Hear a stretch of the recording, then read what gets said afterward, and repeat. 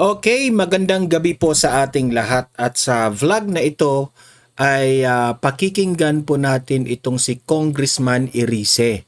Ano ba ang nakay Congressman Irice?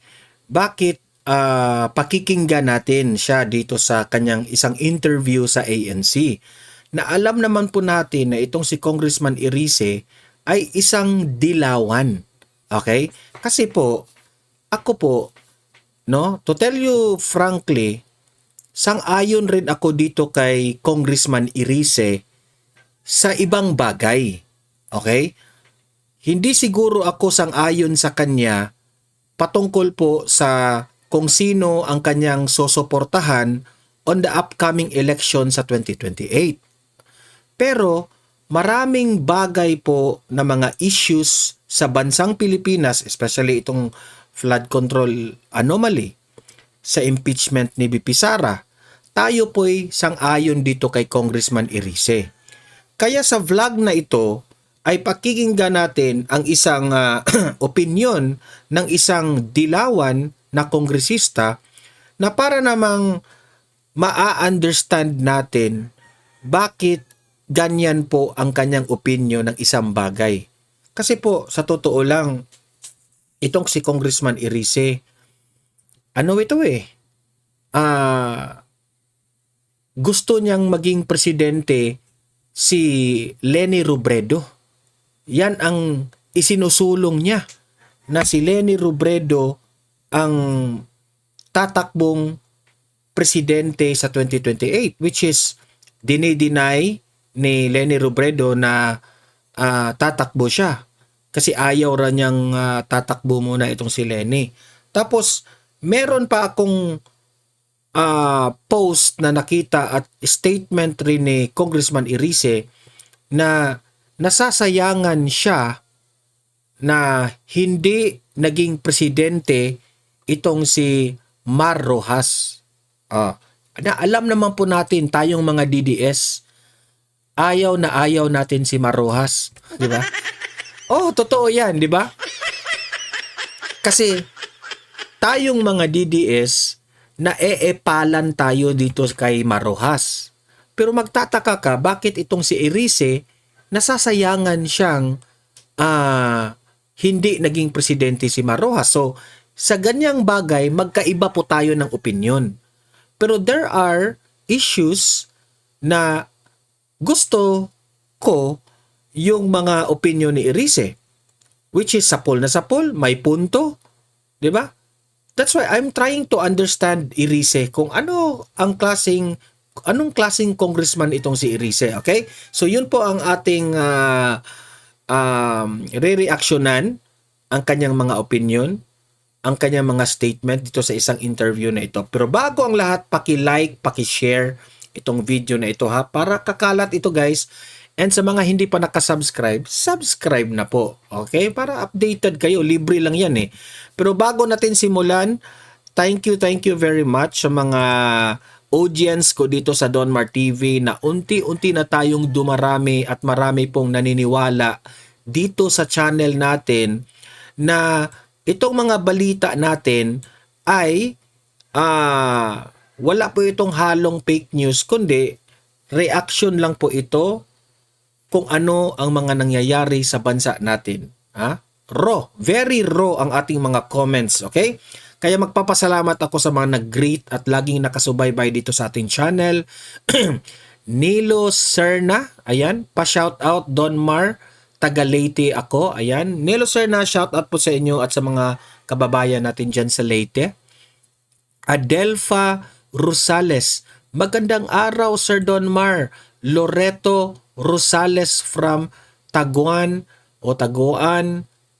Candelaria, Quezon. Ayan, magandang araw po, Ma'am Sir Loreto. Hello po sir, ingat-ingat po kayo dyan. Loreto Rosales, okay? Sino ba itong si Adelfa Rosales? Asawa mo ba ito? Mabuhay po kayong dalawa. Rusa Milan. Good day, Donmar. I-pray na lang natin. Ayan. Maraming salamat, Ma'am Rosa, sa laging mong pagsubaybay dito sa ating programa. Rose Dumilod Vlog. Ayan, lagi itong nanonood dito. Sa mga live ko dati, I salute you, Mayor Baste. Solid Duterte supporters, OFW from Dubai, United Arab Emirates. Ayan. Rose Dumilod Vlog, hello po sa inyo. Loretta Escara, buenos dias, Sir Donmar.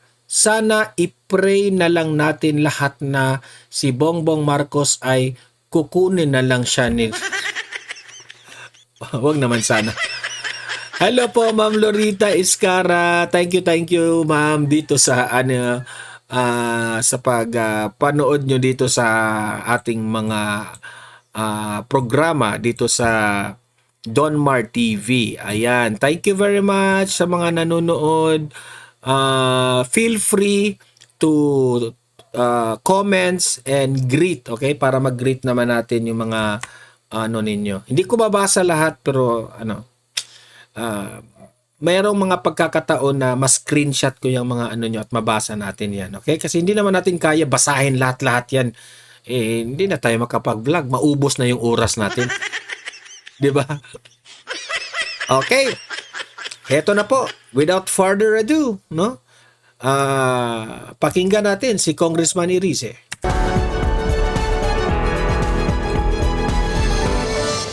Hello everyone, I'm Rico Hizon. Impeachment comes for a second time for Philippine Vice President Sara Duterte. Today on Beyond the Exchange, let's talk about the overwhelming House vote with Caloocan Representative Edgar Erice. Kong, thank you so much for joining us on the program.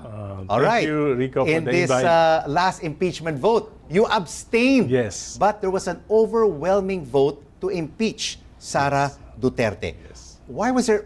Actually, akala ko na nga na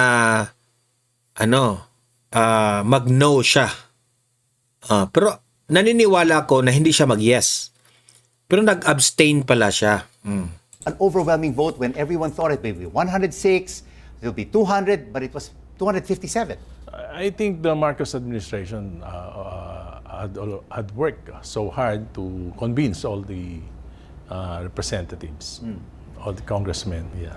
So what do you make of the new Senate leadership? There was a Senate coup that replaced Senator Tito Soto with Senator Alan Peter Cayetano. I know Senator Alan very well. So tingin ko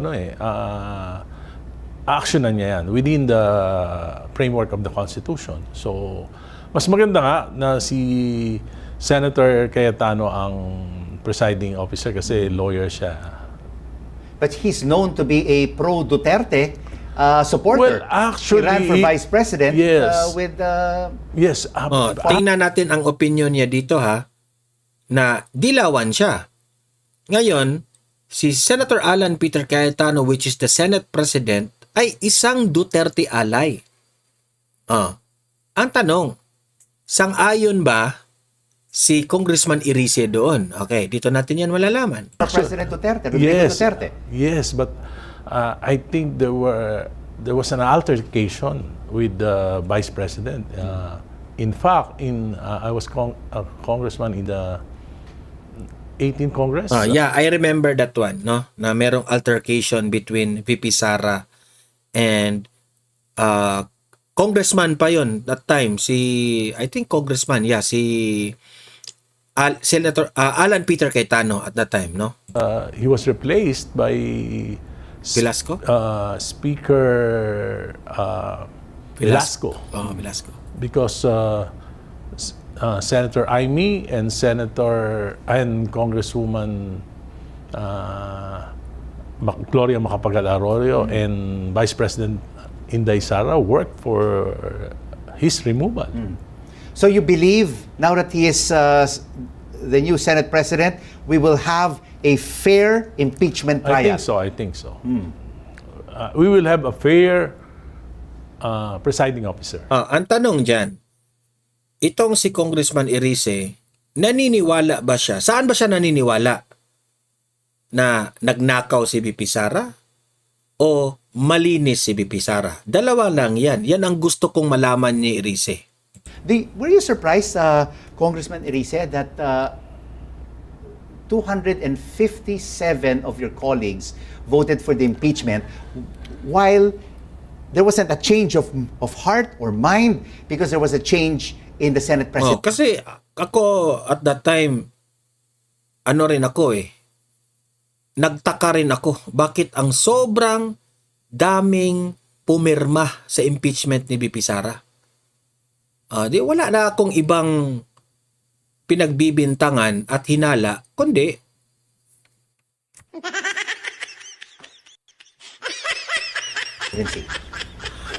Talaga brinaso ng Marcos administration. di ba? Actually, Brinaso nga.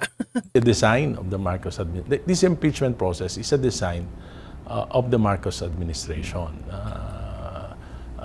Marami, sa pagkakalam ko, maraming tinakot, maraming na... At Hindi ka natakot. hindi ako natakot. Sanay na ako. I've been fighting dynasties and a lot of issues for the last 50 years. Kasi po, ganyan yan Yung mga congressman na mga tahimik, yun ang pro na tatakutin nila. Pero itong si Congressman Irice na very loud, na alam nila na hindi ito mababayaran ng pera, hindi nila tatakutin yan. Ganon yan. Why did you decide, Kong, to abstain? Why not just say no? There are three this reasons. impeachment, right? There are three reasons. Why? One, I was not allowed to ask questions. And this is the first time in my 5 terms in Congress na yung isang congressman hindi pinayagan magtanong, mag-interpellate sa... Alam ko yan, bakit hindi siya pinayagan magtanong? Kasi mga maanghang rin ang mga sinasabi nito Mapapahiya lang sila dito kaya nga saludo rin ako dito minsan ni Congressman Irice kasi real talk rin itong taong to interrogate sa mga witnesses and resource persons. So, mayroon ako mga questions na gusto kong malaman ng sagot na hindi naman naitanong. So, sabi ko, hindi ako pwedeng makaboto. Hindi naman ako Duterte, hindi naman ako Marcos. I just want to be fair. So, yun ang unang reason. Pangalawa, alam ko na this is a continuation of the 19th Congress. At yung pinakamalaking nakawan sa kaban ng bayan, yung the greatest heist in the national budget in infrastructure, nangyari yan primarily because a lot of representatives were incentivized to vote for the impeachment of BP Sara. Correct. And third,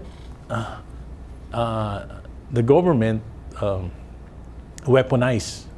It's supposed to be neutral agencies like the NBI, the AMLAC, and the... Isa pa yan I really appreciate his argument. No?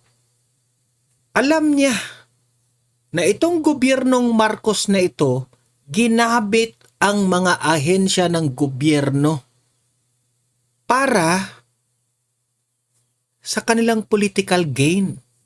Ginamit ang NBI, ginamit ang DOJ, ginamit nila para to silence their enemy sa politics. Si Bato, si Roque, si Kibuloy, di ba? At kung sino-sino pa, Teves. Obvious, very obvious. OWA to persecute BP Sara. Ah. Hindi ko sinasabi na walang pagkukulang si BP Sara. Dahil nga hindi ko natanong yung COA, hindi ko natanong yung AMLAC, hindi ko natanong si Madriaga na very incredible.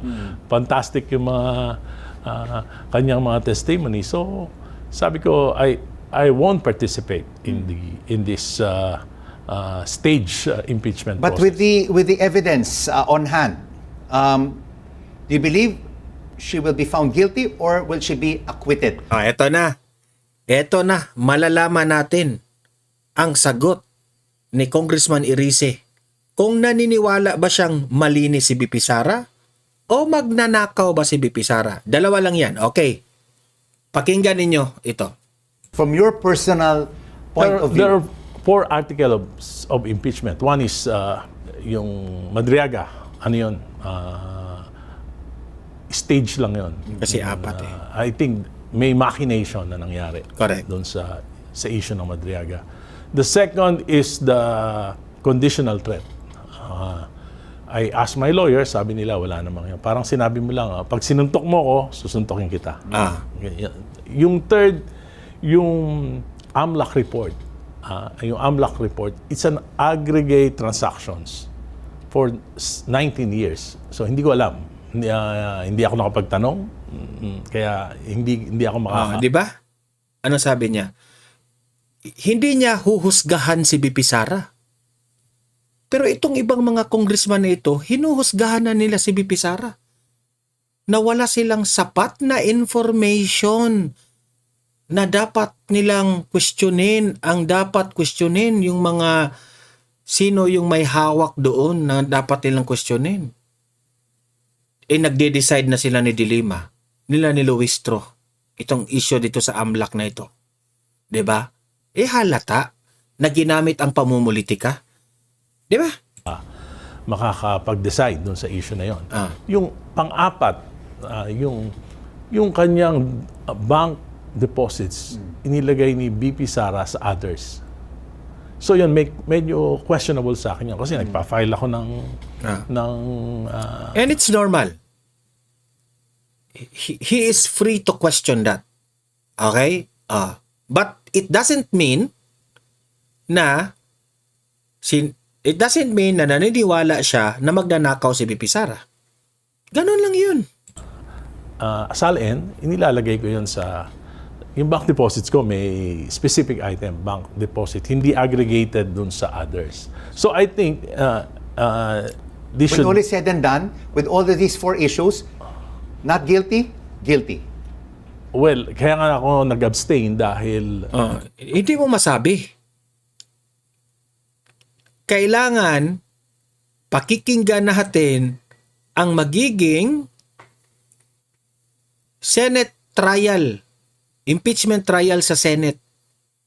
Kasi dito natin malalaman, ito mga prosecutors nito, they will try to convince the senators.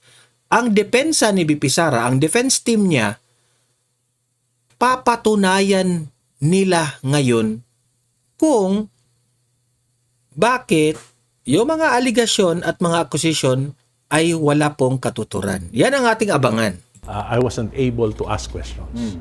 And I will not be in the position to judge the presence At least prangka si si Congressman Irice. of probable cause. Senator Loren Legarda, what comes to mind? She was an ally of Senator Tito Soto, and she turned. Alam niyo ba? Ako, opinion ko. Majority dati itong si Senator Legarda with Tito Soto as the Senate President. Bakit tumiwalag? Alam naman natin yan si Senator Loren Legarda. Yan nga ang isa sa mga senador na galit nung time ng BICAM, di ba? Na marami siyang mga tanong doon sa mga yung mga nagtatago sa mga budget dyan. Tapos alam naman po natin, ang anak niya si Congressman Leandro Leviste ang pinaglalaban. Galit na galit sa kabalastugan ng Administrasyong Marcos. So hindi na ako magtataka na itong si Senator Loren Legarda aalis dito sa hanay dito ni Soto. Kasi ano bang napatunayan ni Soto at ni Lacson? Hanggang ngayon, walang mastermind. Parang ayaw nilang mabigyan ng solusyon kung sino ang mastermind dyan sa flood control na yan. She joined and voted for Cayetano and the Duterte group. Your thoughts on that? Maybe Because her son is your colleague yes, in the lower house. she's a mother, I think. What they did to to his son is something that I think influenced her decision. So that's a major decision why she decided, you believe, I believe. because of what's happening with her son in the lower Yeah. house. What's likely to happen to our country, Congressman Rice? There's just too many developments. The Senate, the lower house, the impeachment, our economy, rising prices, our weak currency. The buck stops with our leader. Oh, walang ibang pinagbibintangan natin diyan. BBM. Siya ang reason bakit magulo ang ating politika at walang tamang koordinasyon ng ahensya ng gobyerno, the government officials, mga politiko, at lahat-lahat na mga congressman, senador, siya ang dahilan. Kasi kung meron kang leader na unorganized, ito yung mga mangyayari. Okay? That will reflect your leadership as a president. Our main problem is the president. Diba? I We have no told you so. I told you so. direction. We lack the vision. We cannot even make decisions. Correct. And we cannot... Actually, tama yung sinabi ni BP Sara. Walang direksyon itong gobyernong ito. Alam niyo ba kung ano lang ang ginagawa ni BBM dito sa bansang ito? Ayuda. Namimigay ng bigas. Yun lang. even provide hope. I think, But the president still has 2 years yes. in office. What should he do? I think wala nang masyadong magagawa in terms of legacy programs, projects. Wala nang magagawa in the next 2 years, especially now that we have 7.2 inflation rate. Tapos 2.8 yung ating GDP for the first quarter, and the projection is for 2026 around 4.1%. Parang alam naman ng Malacanang na magulo, walang kaayusan, pero parang di nila alam yung solutions. Well, that's really a big problem. Tingin ko mayroong magagawa si Presidente. A contribution for our country is to set a direction for the next administration. How? One is, tingin ko dapat she should convene a commission that would study what is wrong with the government structure and would recommend some revisions in the 1987 Constitution and hand it to his successor for early implementation. Correct. Early in. But doesn't whoever he will be- already have a credible economic team, a credible cabinet, administration that will basically set the stage for the next administration But the in president is 2028? already compromised by the cover-ups. A cover-up will require a series of cover-ups. Yung may cover-up dito sa flood control mess eh. So, walang mangyayari. Especially, Which he exposed. Yeah. This flood control corruption scandal, niya which siguro- he himself exposed in the State of the But Nation address. when I filed a petition for to declare the unprogrammed appropriations as unconstitutional, lumabas lahat ng mga releases ng SARO eh. He allowed the releases of hundreds of billions in flood control and other anomalous projects. So, sabi niya, ipaprioritize niya yung creation of the Independent People's Commission that will investigate all this corruption. And it doesn't happen. Nag-overtime kami. I was one of the members of the committee, pero bandang uli, hindi rin itinuloy.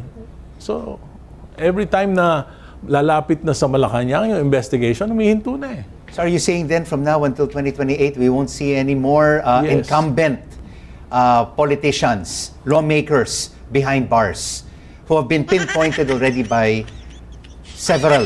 I don't think that the president is capable of Institutions. that. Capable of that because this flood control mess is an all-government collaboration from the Senate to the House to the Executive Department. Because you already have the Office of the Ombudsman officially receiving the partial report of the Senate Blue Ribbon Committee on the flood control corruption.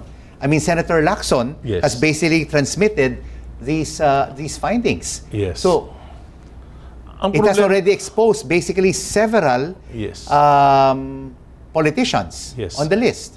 Pero lahat to mga expose lang na wala naman talagang... Is it just a moro-moro? Yes, it's a more. Wala namang talagang serious effort to collect all the evidences. Kasi imagine, Saldico is in hiding, di ba? Hindi na pinapatawag yung Secretary of the DBM na siya lahat mag-release nitong pondo na ito for all these flood control ghost projects and anomalous projects.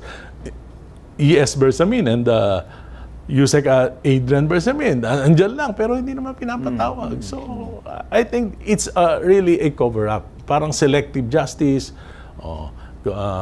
Pagka medyo naiinip yung mga tao, magsasabi, papakulong, December 15, wala naman nakulong. Mga ganun. Ngayon, sabi, may papakulong na si Speaker Martin and former Senate President Jesus Escudero. Escudero. Wala rin naman. Kasi maraming alam lahat eh. Yeah. So, pag pinakulong mo yung isa dyan, gaya nga nasabi ni Speaker Martin, I will not go down alone. So what do you think of this new Senate lineup? And potentially, Senator Marcoleta will take the cudgels again of the Senate Blue Ribbon Committee. Do you think he will expose more than what is already in the report of Senator Panfilo Lacson? I'm not sure, but I know for a fact that You worked with Senator Marcoleta yes. in the lower house. Yes, for a while in the 18th Congress.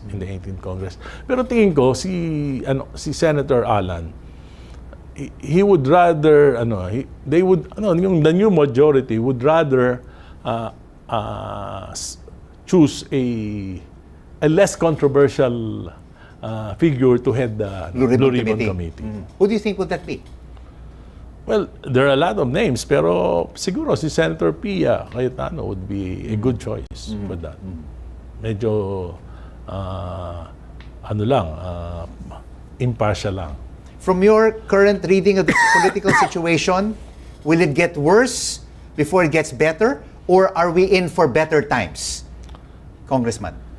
Politically, economically, I think it will be worse before it gets better. Patay tayo dyan. Kong, why are you supporting Mar Rojas for president in 2020? Ito na ha. Kasi ang DDS na iipalan kay Marojas.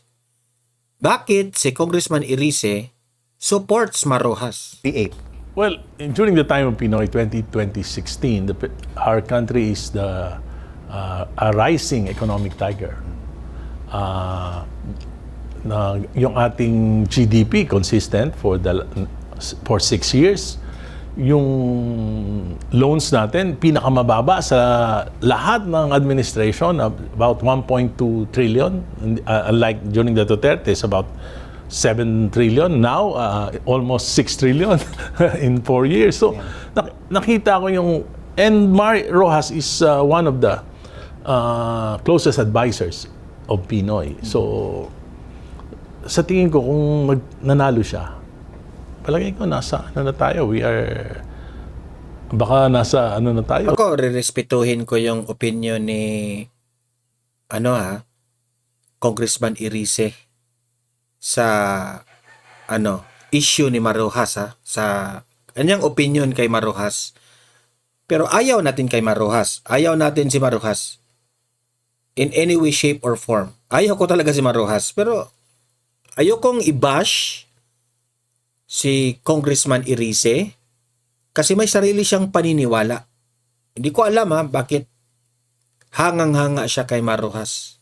Tuloy-tuloy yung palagay ko, progress. baka first world na tayo. Kasi we are a rising tiger, really. So, yan ang hindi ako sang-ayon sa sinabi niya. Na kapag raw si Marojas yung naging presidente, ay first world country. Parang hindi. Kasi po, yung panahon ni Pinoy, medyo hindi masyado maganda ang kanyang handling sa war on drugs. Marami pong mga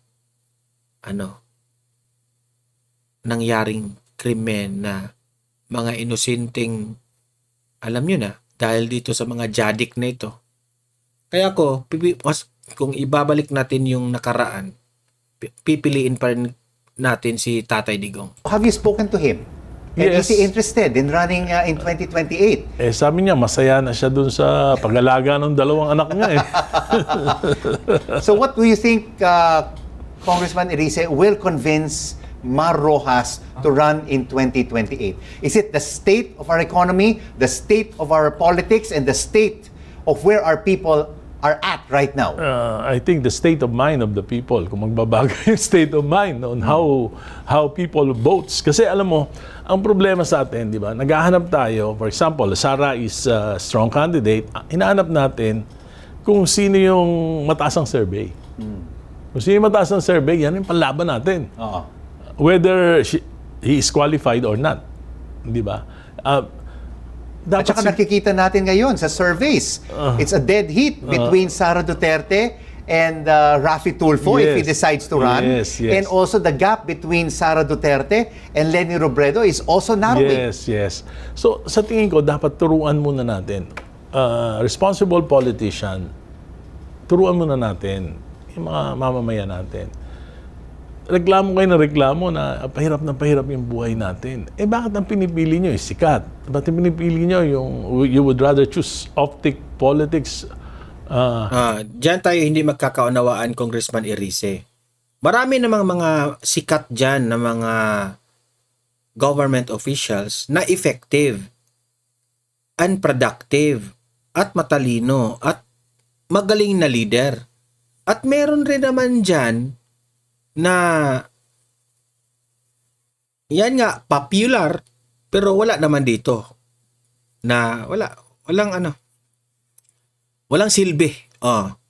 Hindi natin lahatin. Yan ang point ko lang, ha? Kaysa dun sa track record.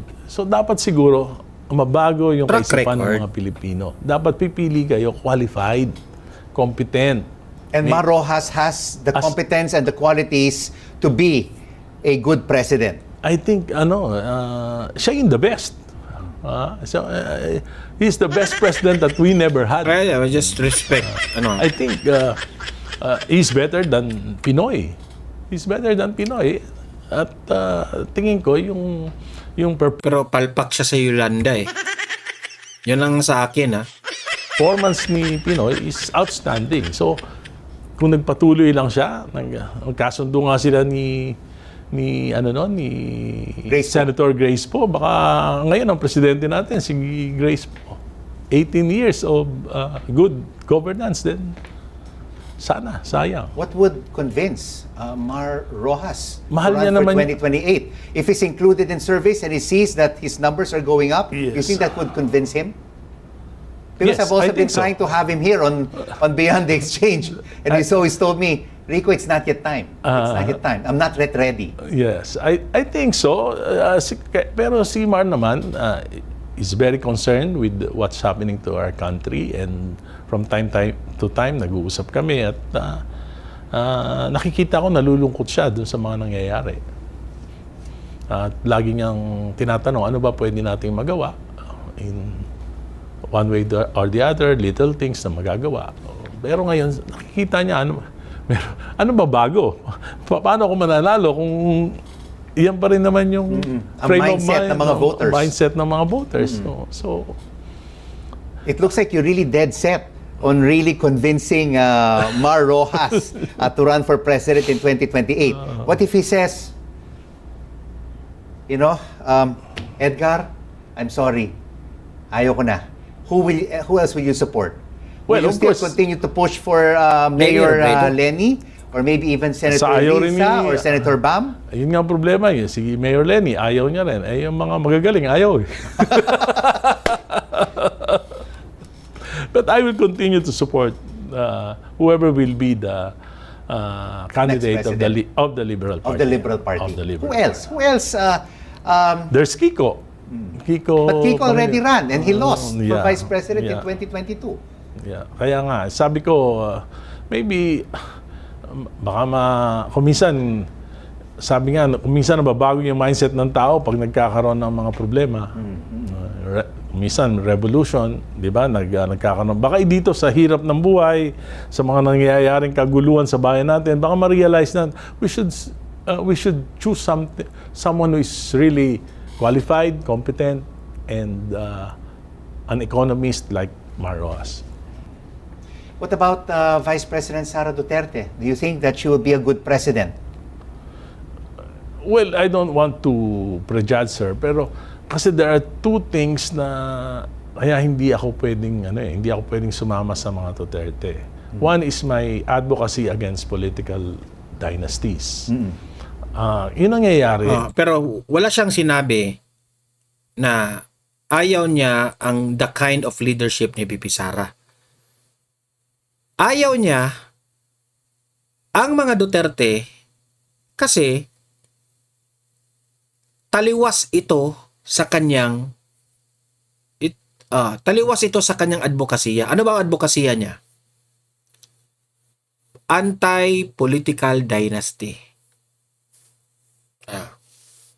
Yun ang reason yan. Dito sa bansa natin ngayon, tinatanong, bakit magulo yung bansa natin? Because it's a battle between two giant political dynasties, the Marcos dynasty and the Duterte dynasty. Kaya nangyayari, yung welfare ng bayan, wala. Lahat ito nasa ilalim ng laban nila. Laban ng kanilang So what do you think will a Sara Duterte presidency look like? Will it be vindictive? Will it be pro-people? Because she said that she will not take revenge. And she's not a vindictive individual. The problem with political dynasties, kasi I've been fighting political dynasties. Nakikita ko na yung mediocrity, yung parang nagpo-promote ng mediocrity, tapos yung concentration of political power nandun lang sa isang pamilya, kaya na yung check and balance nawawala. Yun ang problema sa political dynasties. Tapos yung mga pinakamagagaling nawawala ng pagkakataon para ng opportunity to serve the country. And the other issue against the Dutertes is their war on drugs.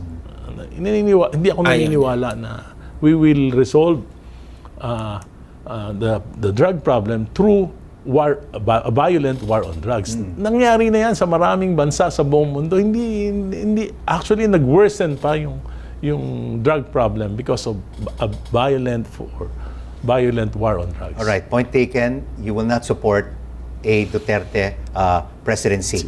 But on the other hand, there's But this is on issues, walang personal. Yeah, walang personalan. Two on issues. Two main issues.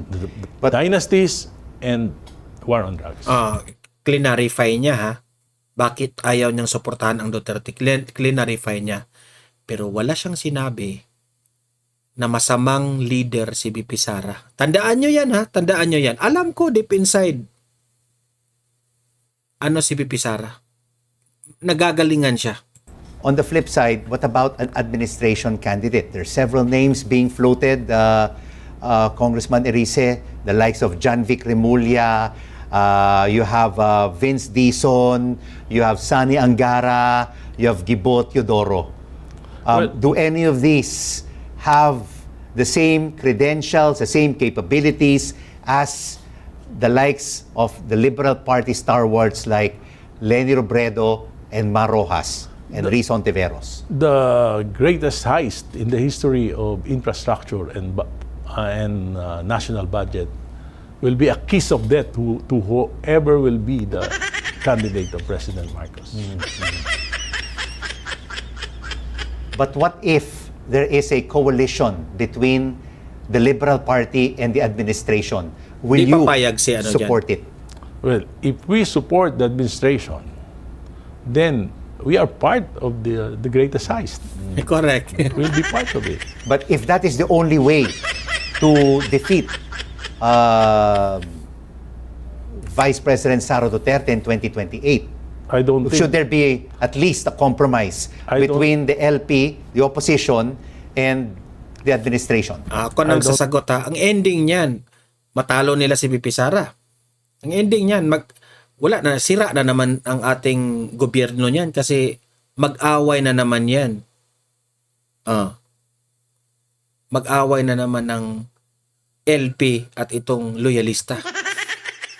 Pagdating ng panahon, tingnan nyo what happened sa unity team ni BBM at VP Sara. Nag-away rin.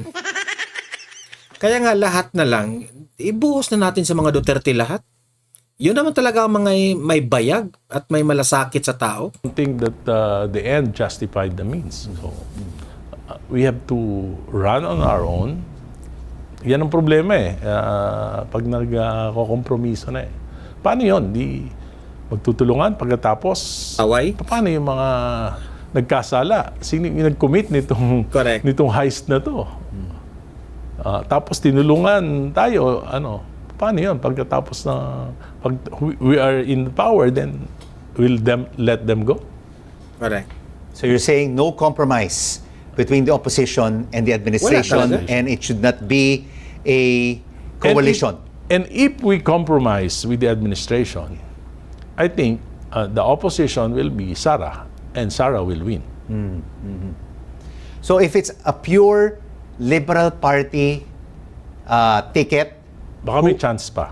may chance against Sara. Yes. Who do you think it would be the best combination if it is not Mar Rojas and Leni Robredo? Who Mar would be Ro- the best combination outside Of course, of these two candidates? The strongest candidate for the LPs, Vice President Leni. Siya yung pinakamalakas. But of course, she has to decide. Huwag maulit yung dati. Yeah. Di ba? Oh, Not late in the game, but not early late in the game. Early in the game. no. Pero when it comes to qualification, it's Mar Rojas, who's the most qualified to be the president. We should also try to get a vice president from outside of the LP circle. You're talking like maybe one of the Tulfo brothers, like Rafi or Erwin? Well, not- Because if they, according to surveys, if it's Lenny and Yan lang sinabi niya kanina, wag yung puro sikat. Wala namang track record ang mga Tulfo. Rafi, that is a Maybe unbeatable tandem, according to surveys. Maybe. We'll have to go to a screening process. So as we end this interview, Congressman Erice, what is your message to the Filipino people as the country, as the people go through many challenges? Kung gusto niyo ng pagbabago, gusto niyo mabago yung buhay niyo, huwag kayong boboto ng pare-pareho ng apelido. Time to change. Kung gusto niyo umunlad yung bansa natin, pumili. Ang tanong ko sa iyo, Erice,